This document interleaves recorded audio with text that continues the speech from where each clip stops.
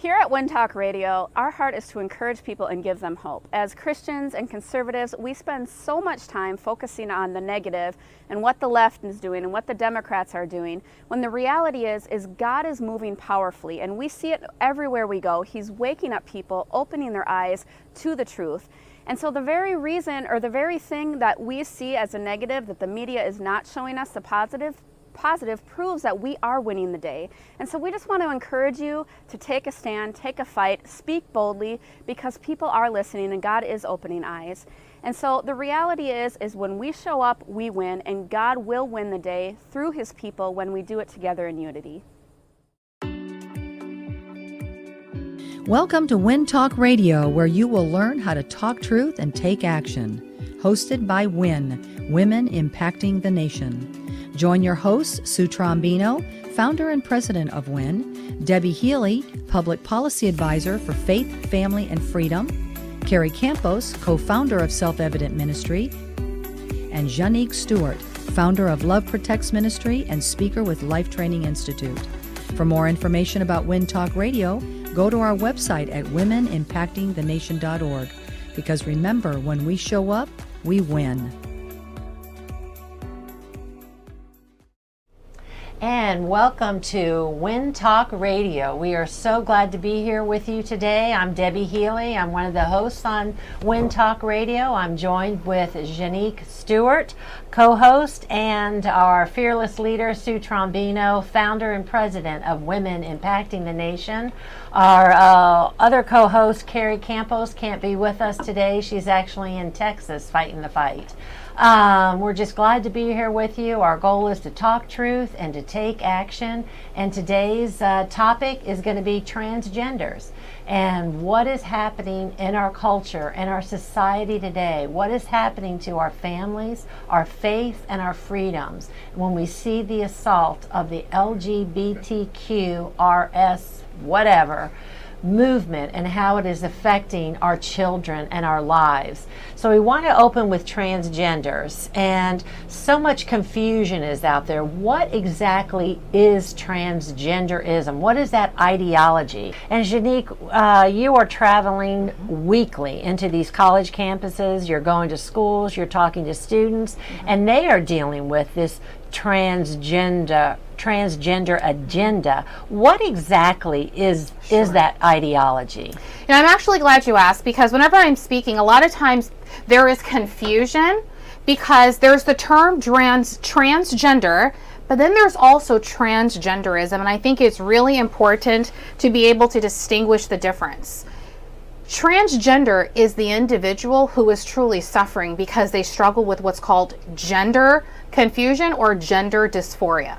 That means they are uneasy with the body, their biological body. They're uneasy with that, and psychologically they feel they are of the opposite sex, or so to speak, gender. Now, again, that's transgender. Think of it this way: transgender tends to deal with the psychology, okay, the mental anguish that they're going through. Now, on the opposite end of the spectrum is what's called the transgenderism, or the transgenderism ideology. These are the activists. These are the ones that are actually the woke part of that woke culture that are actually trying to influence, affect our laws. They're the ones going into the schools trying to indoctrinate young people. So there is two separate terms that sound very similar, but they do represent different people. Now, the reason why I think that is important to differentiate, transgender individuals, number one, they are a neighbor. As we're called to love all of our neighbors. Yes. But it is a small percentage of the population, and most of them are not interested in the ideological war of trying to be activists and trying to advocate the way the transgender ideologues are doing. So a lot of times they're like, we don't even want to be a part of this. Like, they're struggling themselves. And so that's why I do think it's important that whenever we talk about this kind of an issue, that we do have compassion, because a lot of times we think they're the ones that are pushing all these crazy laws, and it's not. You know what? You make an excellent point. That's where the loud left who's trying to run their agenda, and they ruin it for these people who really, like you say, they do need help, and they are asking for help. Where is this, when we hear there's like 72 different genders, what is that? So yes, so not necessarily 72 different genders, but 72 sexual attractions and identities. Okay, now we know that, for example, with Facebook has anywhere between, they definitely have well over 60. There's some dating apps and dating sites that have 111. Okay, so we definitely see all these different descriptions, and to be quite honest with you, nobody really even knows what half of them even mean.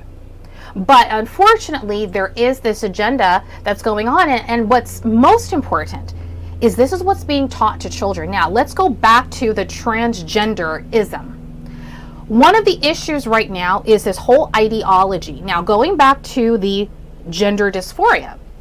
Generally speaking, gender dysphoria tends to present in children, normally boys, between the ages of 2 to about 4 years old. And that's where they have that gender confusion, gender dysphoria. Of course, it can be treated at that age.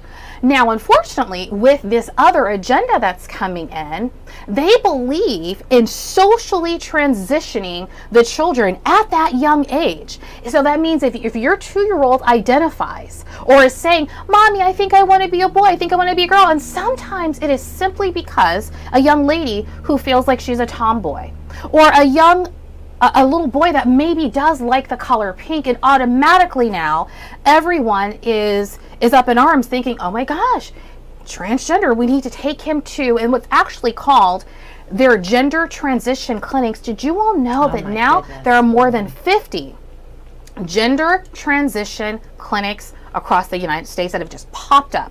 Literally within just a couple of years, they've popped up across the country. And this is where we see this being forced and hoisted upon these children. Not to mention, they're being indoctrinated in the school system where they're actually asking children, "Do you want to be a boy or do you want to be a girl?" And letting them know that gender has nothing to do with your biology, but everything to do with how you think. So when we do think of the transgender terminology, I want you to think of it this way. What we have now is a worldview that has split the human person. And even though God has given us, now we talk about that we are fearfully and wonderfully made. What we see is an assault on an image bearer of God, because what they're essentially saying is that our body does not matter. That I am not my body, I am however I feel. So there literally is, it's actually called body self dualism, where the physical body, which God gave us for a reason, God gave us private parts for a reason, and they're like a sign, they're like a compass that is supposed to orient us to who we are. And so what's happened now is they've come in and split and said, nope, your biological sex has nothing to do with your gender identity. And now they've elevated gender identity, however it is that you feel, again, it's feelings over facts. And now they've said that is what determines if you are male or female. Which is why it is so important in this spiritual battle, which is what this is, that we consistently speak truth. It's interesting, you talked about the little children. I can remember my daughter when she was 4 years old, she had an older brother, our son was older, and she just worshiped that boy. And everything he discarded from a clothing perspective, I would see her walking around with his soccer shorts, with his soccer t-shirts. I mean, that was just what she did. Now, back then, I just patted her on the head and said how cute she loves her brother. Now she's a lovely, 27-year-old woman. Now, fast forward today, if that happened, these parents would be, and I believe it's because of the propaganda that they're hearing the false information they're getting, they automatically assume, uh-oh, she really should be a boy, let's take her to the doctors. And what you said about these clinics, we are actually hearing that Planned Parenthood has transitioned quite a bit of their health care now to go after these young children. And we're hearing stories of young girls, teenage girls, prepubescent girls going into Planned Parenthood having testosterone parties because it's kind of like the in thing to do, not realizing this is long-term life altering.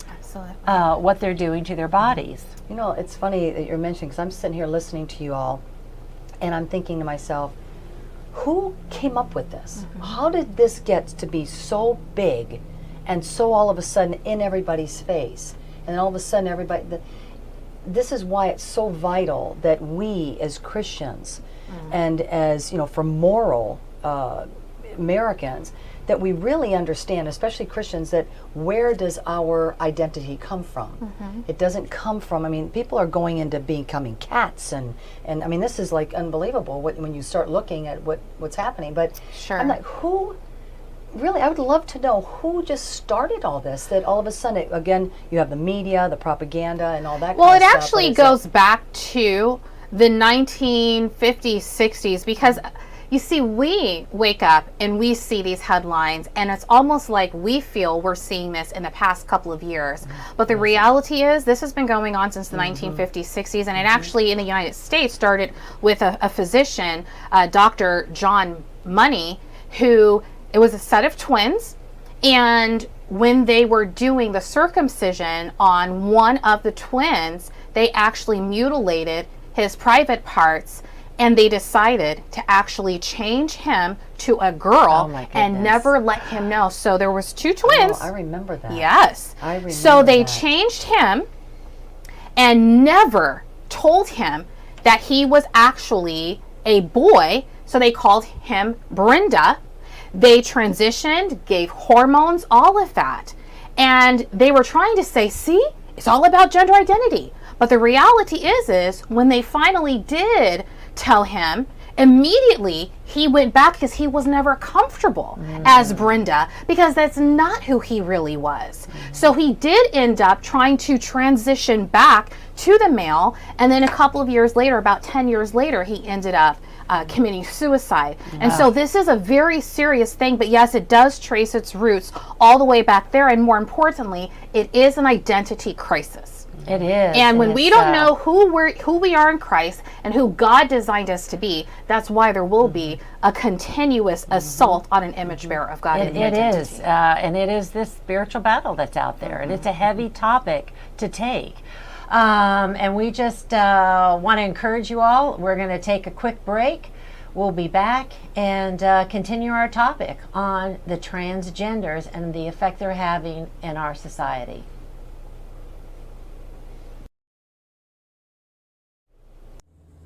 At Win Talk Radio, we talk truth so we can take action. And whenever I think of what that means, I really think of the sons of Issachar in 1 Chronicles 12, where it says they understood the times and they knew what they should do. I think right now in our country, most people, they don't understand the times, therefore they don't know what they should do. To really understand the times that we're in is to recognize, number one, that truth is under assault. And because truth is under assault, it impacts our moral compass. Our moral compass is shaken up, it's broken kind of like a snow globe. And ultimately what we see going on is life. There is a complete reckless disregard for human life. When we can kill the unborn to the tune of almost 1 million every single year, that should give every single one of us great pause. And that's not just some people's issue, that is every single one of our issue. Because the most important, inalienable right that we have is the right to life.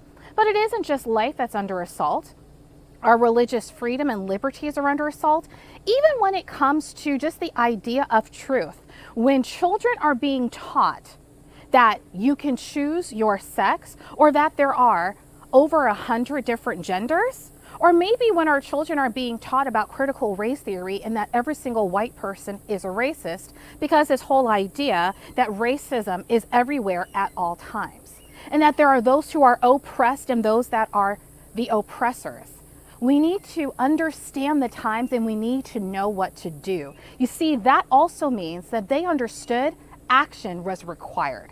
We have a moral responsibility, a moral obligation to not just talk about it, to not just complain, but to also take action. That's why at WIN, we talk truth so we can all take action. Welcome back to WIN Talk Radio, Women Impacting the Nation. We have been talking about transgenderism within our culture, and right now we just kind of want to go a little step further, really just to paint the picture of what's happening out there. And I know, Sue, this past weekend you met a dad that's having some struggles with his twin boys. Can you share a little bit about what's happening? Yes, his name is Jeff, and he's from Texas. Actually, you all can go, and I would highly recommend going on to Facebook and checking out. It's called Save James, and obviously we won't get into the in depth of what's happening because it's a very big deal. But apparently, this gentleman was married to a gal who's a pediatrician. I'm not sure. There's a lot of things that she went off the deep rails, but they had twins. And she has chosen to take one of those boy twins and make him a girl.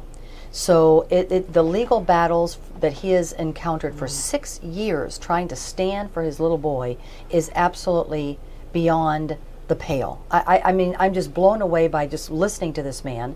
And he has had to stand because even the courts have said that, no, you have to call your little boy a girl. And the wife, who's a pediatrician, that's why you really have to know who you're taking your children to, but they refuse to call him a boy when he's at her house, and she makes him dress up as a little girl. He comes over to his dad's house, and he's out there doing karate and all that kind of stuff and being a boy. And but I just, there's so much to this story that I really would really encourage everybody to go to Save James on Facebook, and some people aren't on Facebook, but it's the proverbial frog in the pot. Just because somebody says this is it doesn't mean it's so. And so I think we have to get back to what is truth. And truth is God made us male and female. You may feel like something, you may feel like, you're Debbie, you may feel like Dave, but you are fearfully and wonderfully made. God made you. He knew you were before you were even born. He knew every hair on your head, Debbie. I know you feel like, Dave, but you really are Debbie. And so that's truth and love. And we've got to stand up in love, because this is so much confusion, but it's a satanic, it's a satanic battle, obviously, but this is a satanic war on our children, our culture, and we have got to stand up for truth with this, because this is, just go to Save James on Facebook, because it is amazing what this man has gone to. He spent, from what he said, $100,000 just on fighting for haircuts, because she wants to make sure his hair is long, and he's like, no, he's a boy, his hair is going to be short. And it was amazing to see men in this room standing and thanking this dad for standing for truth. We don't have to kowtail, because we really are the majority. And it's the silent majority that, we're the silent majority. That's why things like this are happening. So we really need to start standing for what is truth, what is God's truth, and He made us male and female. But that's just one example, and I know Jannique is... Yes. Now, let's think about that for a second, because, again, what's being told to children in the school is, first they're asking, what would you like to be called? They're using this whole pronoun therapy, so to speak, where they're conditioning them to even believe that you can be all these different pronouns. Now they're even introducing additional pronouns like they. Exactly. And taking a singular, which we know singular, he or she, and now they're wanting to use they, which has always meant plural. And so now that to me is even confusing to children. But if we go back to the Holy Scriptures, everything goes back to the garden, everything goes back to Genesis, where He says, in the image of God, He made them male and female. That's right. Not male, female, and not 3, not 10, not 50, not 100. Now, that said, I do think that's important to clarify. But here's what I also, going back to the individual that's concerned, there are a couple of ways that we can actually have conversations with people to help them understand why we do not elevate feelings over facts, which is what we were talking about in the first segment. Think about when someone has dysphoria, such as an eating disorder. In fact, Dr. Paul McHugh, who was the psychiatrist in chief for the first and the premier hospital that actually did gender transition surgeries, he would actually use that example. He says when a young woman is struggling with anorexia, which is a type of body dysmorphic disorder, we don't say, you know what, you are fat. I know you're only 95 pounds. You really are fat. So we should just go on and affirm that lie. No, because we love them, we help them see the truth and help them come into truth with the reality, because that's what it is. It's an assault on truth and the very nature of reality. So when someone is struggling with their gender identity, we do not need to affirm that lie. They're in confusion. The most loving thing we can do is tell them the truth, because love rejoices in the truth. It doesn't affirm lies. And in fact, let's ask ourselves this question, and I like to challenge young people whenever I'm speaking, and I'll say, listen, is there any other place, is there any other circumstance where we would elevate feelings over facts? Think about it. Remember when there was that young lady, Rachel Dolezal, who identified as black? And she was leading the NAACP. Now, because of her feelings, nobody was okay with that. What about people who actually are struggling with body dysmorphic disorder or body integrity disorder, where they feel that they're supposed to be a paraplegic, or they feel that they're supposed to be blind? Do they go on and blind them? No. They try and help them. Right now, there's a gentleman in the UK who identified as Korean. So they literally he went underneath the knife to look Korean. But let's ask yourselves, does it change the nature of reality? There's actually a gentleman. He's actually around 55 years old. He identifies as Stephanie, but he refers to himself as a 6-year-old girl. Now, this man has been married. They have 7 kids together, he and his wife. Yet he identifies as what? A 6-year-old girl. Oh my goodness. But the reality is, when you see that man, you know that it's a man. No one is looking at him thinking, wow, that's a lovely 6-year-old girl. Nobody's thinking that. And I know I've talked about this before, but whenever I'm speaking at the universities and even high schools, students are very confused on this issue because they've been lied to. And they've been conditioned to believe that truth is whatever you feel, rather than truth corresponding to reality. So I will ask them, imagine if we were out on a trip and I said, hi, I said, I identify as a 5-year-old Chinese boy named Yao. And we were at maybe an amusement park, and there was something that happened, like an emergency. And now everyone's evacuating, and now the fire trucks are there, and they're looking for people who are missing, and they realize that I'm missing from your tour group. Now, if the fireman comes up to you and says, can you please describe who's missing from your group? How would you all describe me so that the firemen can find me and bring me back to the group? Do you know what they almost all, I've never had one get it wrong yet. None of them say, oh, Mr. Officer or Mr. Fireman, it's actually a 5-year-old Chinese boy named Yao. None of them ever say that. And when I ask them why, I'm like, how come you would not describe me as a 5-year-old Chinese boy? They're like, well, because you're not. Exactly. And that's us as the adults in the room. We have to speak truth. Yes. And we have to make it okay to speak truth. Yes.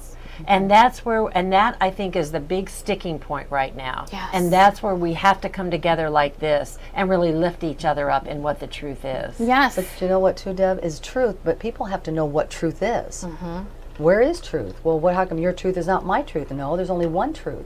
And so that's where we come in as Win Talk Radio and Women Impacting the Nation, going, we ask questions. What is important to you? What do you know? Why do you believe the way you believe? Can you articulate that? You have to know what is truth. You have to know that and, foundation. So that's really awesome, but it's amazing. And it is important because right now we're seeing this all over. Right now in the Olympics, we have a transgender weightlifter from New Zealand. We have just recently a crowned Miss Nevada who was actually a transgender female. Now, Make no mistake about it, I do not believe for a moment that the judges honestly thought that that man was more attractive than the woman. I believe they were making a statement. Yes, yes. And this is why we must rise up. That's why we must speak truth. And that's why we are called to talk truth and, like you said, take action. Absolutely.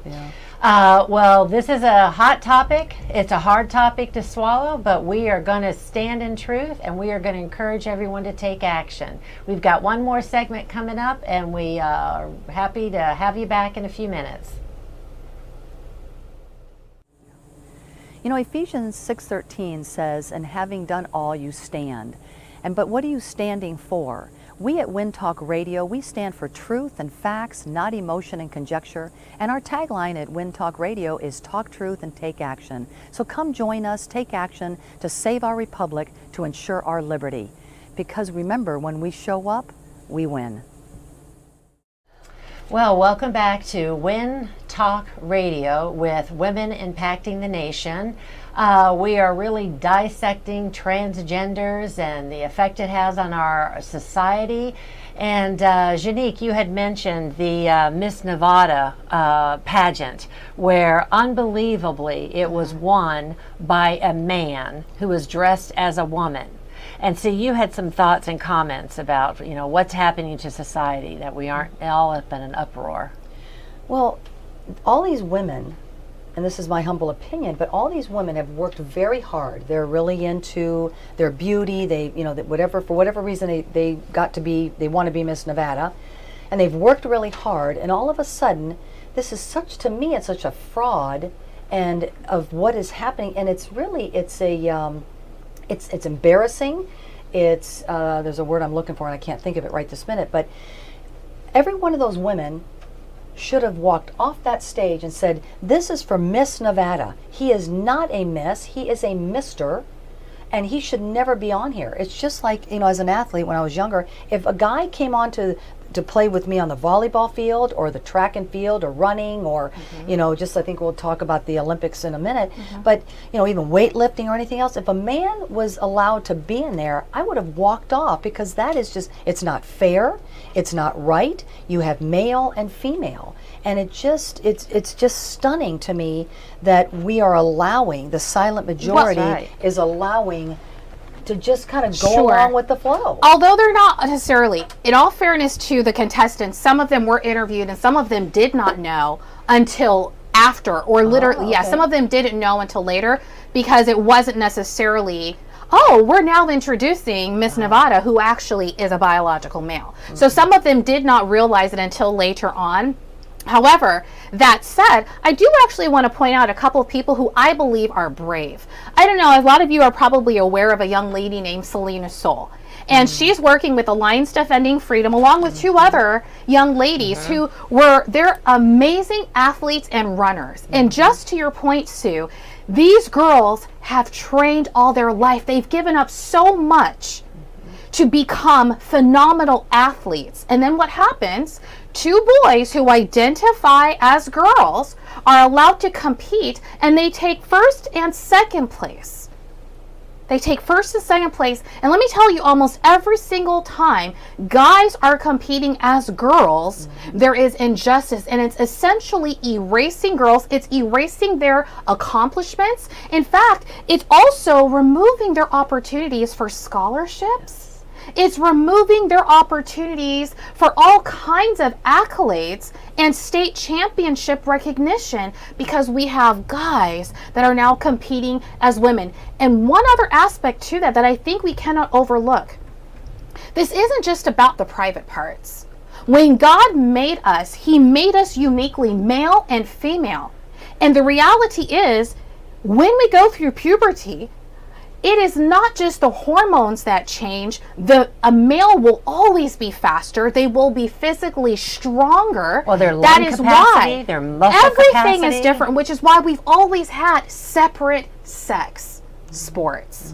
And now what they're trying to say is it's all about how you identify, as if that's going to ignore and dismiss all of the physiological changes. And so these young ladies, Selena Soul and the other young ladies, they are being bold, and they are using their voices to stand for truth and say, nope, that's not fair. Listen, Good. I want you to compete, but you need to compete with equal playing field. Yes, with the biological And if males. it really is about transgenders, then let's have a second another third category category. Yep. for transgenders to Yes. compete. And what you say about the physiological differences between male and female, I was an emergency room nurse for several years. Sure. And you get a patient coming in your ER that's been in a car accident, near fatal accident. You're making life and decisions very quickly. How much of a drug are you going to give this woman that's just been in this car accident? How much are you going to give for the male that's coming through?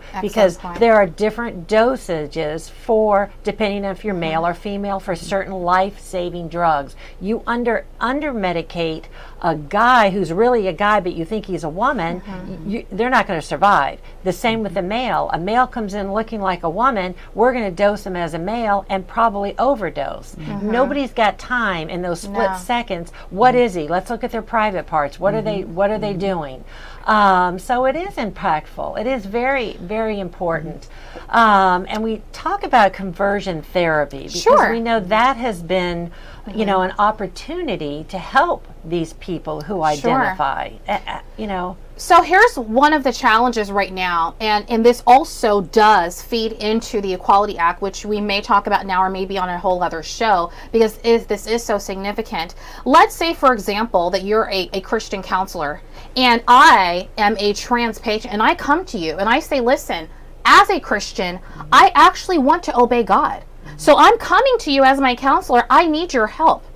Right now, underneath the laws in several different states, even if I come to you asking you to give me biblical counsel, you are still supposed to affirm gender identity over biology and over the Word of God.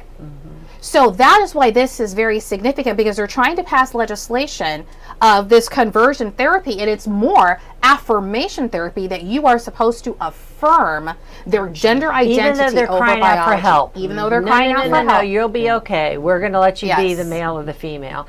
And you mentioned the Equality Act, and this is important that we talk about this. It's H.R. 5. This is the Equality Act. It has passed in the House. It is open for vote in the Senate, a very, very tight vote. And the Equality Act, Sue, you always say, oh, they always name it. Sounds good. Oh, it must be good. Equality Act. This is going to impact employers. This is going to impact hospitals. This is going to impact... Even teachers. Now, real quick, what the Equality Act is essentially saying is it's comparing itself to the civil rights movement, where they're actually trying to force sexual orientation and gender identity and make it equal to, for example, skin color. So they're trying to make it the same thing and make it as if it's a civil rights issue, which we know that it isn't. But it does impact everything from the medical professionals, which means if I am a physician and I actually do mastectomies for breast cancer, well, they will now try and force me as a physician who does mastectomies to now do a mastectomy on a young lady who has healthy breast tissue but feels that she is a boy. So it really is an assault, because even if I believe that that's wrong because of my conscience and my religious beliefs, there is no religious restoration freedom. There is no sense of, well, because of your views, we will give you a pass. That's not, there is no religious exemption. Dictating on a national level how we are going to be treating. Yes. How we are going to be acknowledging and having this therapy. We're affirming it. Well, two more things that's critically important, and I'm glad you said that. I plead with you as parents. This is also critically important to you, because now they're coming after mom and dad. There are now parents that are losing custody of their kids if they do not affirm them, if they do not put them on medication, which is now why they're actually trying to circumvent parents altogether. So this is an assault on parental rights. They're also trying to force parents to transition their kids. It's actually called social transitioning at the age of 2 to 4. Then they actually have puberty blockers that are given around the age of 8 or 9. Then after that comes the cross-sex hormones, which is around age 14, and then they can actually have a sex change between 16 and 18 years of age. And a lot of this they're trying to do without, again, parental consent. So this is an assault on the family. It's an assault on the identity. It's an assault on parental rights. It's an assault on truth all around. And the very last thing, for those of you who think, oh, it can't really impact me, I'll think again. I'm pretty sure Peter Vlaming, who's actually a high school French teacher, he actually had a student in his class 2 years in a row. The first year it was a female, but then the second year the student came and said that it was male. And so Mr. Vlaming, very nice, he said, listen, I will compromise and I'll call you the name that you want, but I will not use those gender pronouns. And as a result of that, what happened? They fired him. And that's part of the problem, is how easily someone can be fired if they do not succumb to this wokeism and use pronouns. But really, freedom of speech guarantees, even if I choose to be silent. And this is an assault even on freedom of speech, but they're trying to control our thoughts. They're trying to control also then what kids are being taught. And they're even trying to control and tie the hands And there are of medical professionals. multiple things that we can do. First and foremost, call your senators. HR 5, tell them to vote no. If you are a parent, go to your school boards. Be aware of what is happening in your schools. If you're a consumer, I think we're all consumers, we have a second vote. If you've got businesses out there that are supporting this type of false information, this misleading information, don't go to those businesses. Don't buy their products. And I encourage you, there are things that we can do, and that's what we want you to be informed by talking truth. We want you to be able to take action. We are Women Impacting the Nation. This is Win Talk Radio. Thank you so much for joining us.